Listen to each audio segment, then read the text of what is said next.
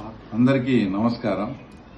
తర్వాత పులివెందుల ప్రజలు తర్వాత అందరూ కూడా ఒకసారి ఆలోచన చేయండి. ఇప్పుడు పులివెందుల్లో చుట్టూ ఉండే సర్కిల్స్ అన్నీ కూడా ఎక్కడ ఏది వదిలిపెట్టకుండా రాజశేఖర రెడ్డి గారి విగ్రహాలు మీరు పెట్టారు. మొత్తం టోటల్గా 12-14 విగ్రహాలు ఉన్నాయి.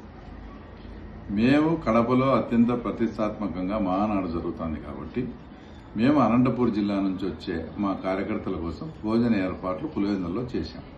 ఆ భోజనం ఏర్పాట్లు ఆ డైరెక్షన్ల కోసం ఒక 4 చోట్ల మేము అలంకరణ చేసుకోవడం జరిగింది. అది కూడా ఆయన విగ్రహానికి తాకకుండా ముందు జాగ్రత్త తీసుకోవడం కూడా జరిగింది.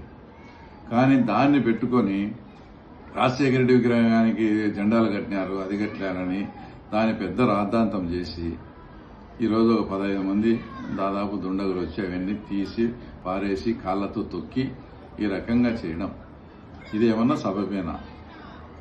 అంటే ఊరికి ఉండే వాళ్ళని రెచ్చగొట్టి రేపు మాకు అత్యంత ప్రతిష్టాత్మకమైన కార్యక్రమం మేము పెట్టుకుంటే అందులో భాగంగా మేము అలంకరణ చేసుకుంటే దాన్ని ఈ విధంగా పాడు చేసి శాంతి భద్రతలకు విఘాతం కలిగించడం ఇది న్యాయమేనా, ధర్మమేనా? ఇప్పుడే చెప్తున్నాను, ఇంతవరకు ఎప్పుడే గానీ గవర్నమెంట్ వచ్చినప్పటి నుంచి కూడా నేను కక్ష సాధింపు చర్యలకు పోలేదు. మా ఊర్లో సొంతం మా చిన్నాన్నను చంపిన వాళ్ళతో కూడా మేము చాలా బాగా ఉన్నాం, కక్ష సాధింపు లేకుండా. ఇట్లా మీరు మమ్మల్ని కెలకద్దు. మమ్మల్ని కెలుకుతే మాత్రం తీవ్ర పరిణామాలు ఉంటాయి. తర్వాత మీరే తర్వాత పడాల్సి వస్తుంది. ఇప్పుడు నిజంగా రాజశేఖర రెడ్డి గారు అంటే మీకన్నా మాకెక్కువ గౌరవం. మీకు నిజంగా రాజశేఖర రెడ్డి మీద అభిమానం ఉంటే గత 5 ఏళ్ళు ఆయన ఫోటో లేకుండా చేసినారు.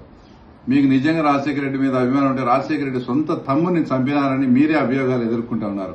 అక్కడికి ఈరోజు ఎవరైతే నాశనం చేసిన ఆ దుండగులు కానీ వాళ్ళ కానీ మీకు నిజంగా మీలో చీము నెత్తులుంటే, రాజశేఖర రెడ్డి మీద నిజంగా మీకు ప్రేమ అభిమానం ఉంటే రాజశేఖర రెడ్డి తమ్ముని చంపిన కేసులో మీరు ఎందుకున్నారని వాళ్ళని పోయి చొక్కా పట్టుకొని ఆ తర్వాత నిలదీయాల్సిన అవసరం, నిజంగా మీరు సక్రమైన కార్యకర్తలు అయితే వైఎస్ కుటుంబానికి రాజశేఖర రెడ్డిని తమ్ముని చంపిన కేసులో మీ పేర్లకు ఎందుకు వచ్చాయని మీరు వాళ్లను గట్టిగా నిలదీయాల్సిన పరిస్థితి. అంతేగాని ఇలాంటి శాంతి భద్రతల జోలికి పోయి ప్రశాంతంగా ఉండే పులివెందుల వాతావరణాన్ని డిస్టర్బ్ చేస్తే మాత్రం దుష్ట శిక్షణ శిష్ట శిక్షణ ఖచ్చితంగా చేయాల్సి వస్తుంది.